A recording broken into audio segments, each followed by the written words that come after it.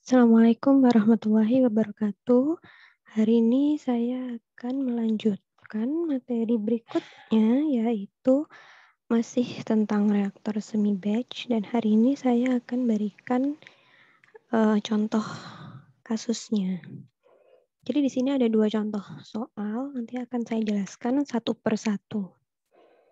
Yang pertama, di sini ada sebuah reaksi katalitik fase cair yang berlangsung secara isotermal di dalam reaktor semi batch, di mana reaksinya ini adalah H menjadi C. Dengan laju reaksinya, Ra sama dengan minus K CaCb dengan K-nya 0,25. Nah, mula-mula di dalam reaktor ini terdapat larutan sebanyak 2.700 liter dengan konsentrasi A-nya 20 mol per liter.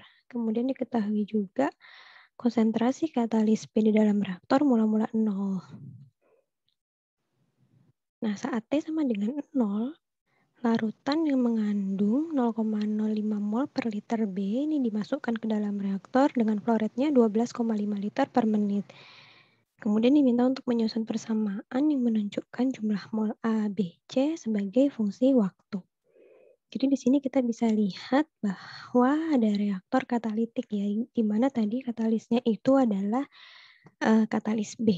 Sementara di dalam persamaan ini yang tertulis itu hanyalah senyawa A dengan senyawa C. Ya, di sini tidak ada senyawa B-nya karena senyawa B hanya berfungsi sebagai katalis.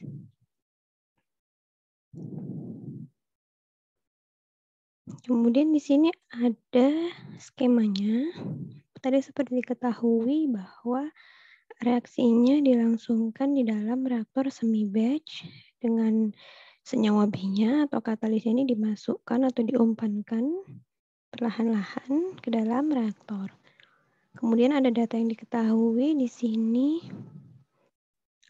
volumetric flow rate 12,5 liter per menit. Kemudian ini konsentrasi B yang dimasukkan. Nah, nanti perkalian antara V dengan CB ini adalah FB, ya. Ini adalah 0,625 mol per menit, atau ini merupakan laju alir mol. Kemudian tadi diketahui di soal volume mula-mulanya adalah 2.700 liter.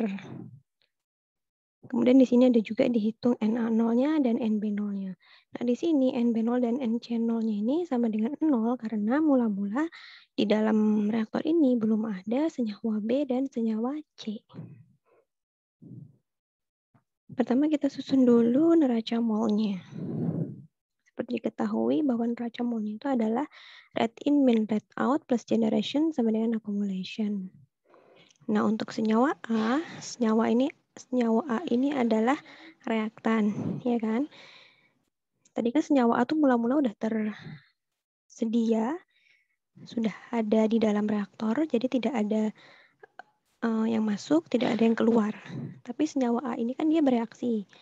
Makanya di sini ada RAV sama dengan akumulasinya. Akumulasinya adalah DNA per DT.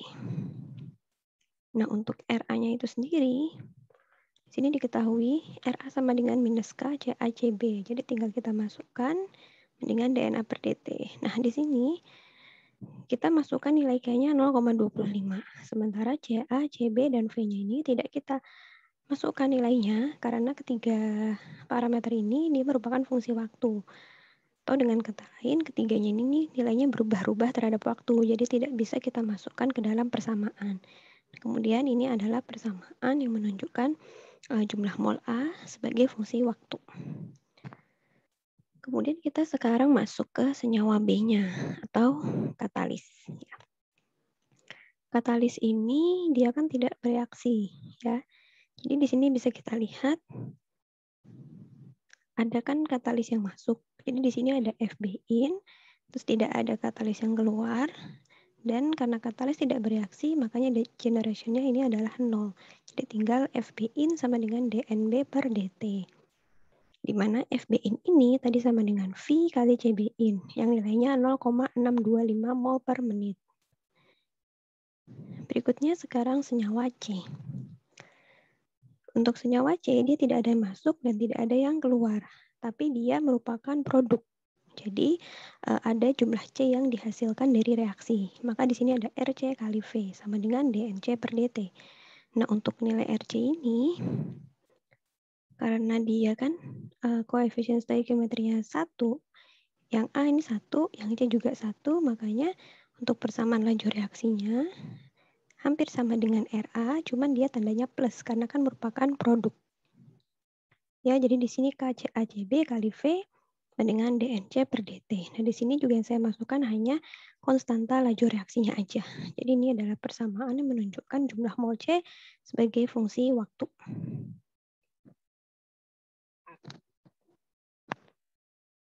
Sekarang berikutnya contoh soal yang kedua. Di sini ada produksi metil bromida atau C ya, yang merupakan reaksi fase cair irreversibel yang lajunya mengikuti reaksi elementer. Nah, ini perlu diingat kembali reaksi elementer itu maksudnya apa. Kemudian untuk persamaan reaksinya adalah sebagai berikut. Nah, reaksi tersebut dijalankan secara isotermal dalam reaktor semi batch. Larutan metilamina atau B yang ini ya, yang konsentrasinya 0,25 mol per liter diumpatkan dengan laju volumetriknya 0,05 liter per second ke dalam reaktor. Nah, di dalam reaktor itu mula-mula udah ada cairan yang volumenya 5 liter dengan konsentrasi bromin cyanida. Bromin cyanida itu adalah yang ini atau A sebesar 0,05 mol per liter. Kemudian konstanta laju reaksinya 2,2 liter per mol second. Kemudian diminta untuk menulis persamaan yang menunjukkan konsentrasi metilamina atau B ya, ini, dan metil bromida atau yang ini, C, sebagai fungsi waktu. Nah, sekarang kita susun dulu bersamaan laju reaksinya. Tadi kan diketahui reaksinya itu elementer, maka persamaannya mengikuti koefisien stoikiometri dari persamaannya. Jadi RA sama dengan minus K kali CA kali CB. Itu ya. Ini karena reaksinya elementer. Kemudian di sini saya tuliskan data-data diketahui ya. Silahkan diperhatikan ya. Ini ada nilai K, ada CB-in, kemudian ada V-nya, dan seterusnya. Ini. Nah, kemudian kan tadi diminta untuk menyusun konsentrasi metilamina sebagai fungsi waktu. Metilamina itu kan B. Berarti nanti saya akan menyusun persamaan DCB per DT. Tentunya kita mulai dari neraca mol dulu. Ya. Untuk senyawa B, ini kan tadi ada yang masuk. Kemudian yang keluar tidak ada. Kemudian di sini ada yang tergenerate. Atau maksudnya ada yang terkonversi. Ya kan? Dia berubah karena adanya reaksi. Di sini ditulis RP dikali V sama dengan DNB per DT. Kemudian untuk FB-in-nya ini adalah V kali CB-in, dan untuk RB-nya ya. Di sini kan tadi kita ketahui persamaan untuk RA. Sementara untuk RB karena dia juga posisinya sebagai reaktan dan koefisien stoikiometrinya sama dengan 1, sama-sama 1 gitu ya antara A dengan B, maka untuk RB-nya persamaannya sama, yaitu minus K CACB dikali V. Nah, kemudian ini NB itu kan sama dengan CB dikali V. Kemudian tinggal kita jabarkan satu-satu. Ini sudah pernah saya sampaikan bahwa DCBV per DT ini sama dengan CBDV per DT ditambah V DCB per DT. Ya. Nah, kemudian di pertemuan yang lalu saya juga sudah jabarkan gimana DV per DT ini bisa menjadi V. Nanti silahkan dipelajari kembali, dibuka kembali materinya. Jadi yang pasti ini persamaannya menjadi seperti ini ya. Nah, kemudian dari sini tinggal saya pindah ruaskan saja DCB per DT-nya di ruas kiri. Ya. Nah, ini tinggal disederhanakan secara matematis. Kemudian dari sini ke sini ini dibagi dengan V. Jadi di sini jadi DCB per DT sama dengan V per V dan seterusnya. Yang ini V-nya juga hilang ya. Sampai akhirnya kita dapat persamaan ini setelah kita masukkan angkanya. Nah, dari sini yang bisa dimasukkan angkanya itu adalah V 0,05 ini, kemudian CB-in yaitu 0,025 dan nilai K 2,2. Nah, untuk V, kemudian CB, dan CA itu nilainya berubah-ubah terhadap waktu. Jadi di sini tidak saya tuliskan angkanya ya. Nah, jadi dari persamaan ini bisa diselesaikan dengan software biasanya. Ya, jadi kalau diselesaikan secara manual seperti biasa, ini sedikit rumit. Nah, jadi di sini saya tunjukkan hanya sampai bentuk persamaannya aja, ya. Jadi setidaknya nanti kalian paham gimana cara menyusun persamaan dari neraca mol masing-masing senyawa. Tuh. Nah, kemudian tadi kan di soal ini diminta untuk menulis persamaan yang menunjukkan konsentrasi metil bromida juga sebagai fungsi waktu. Nah, di sini belum saya tuliskan.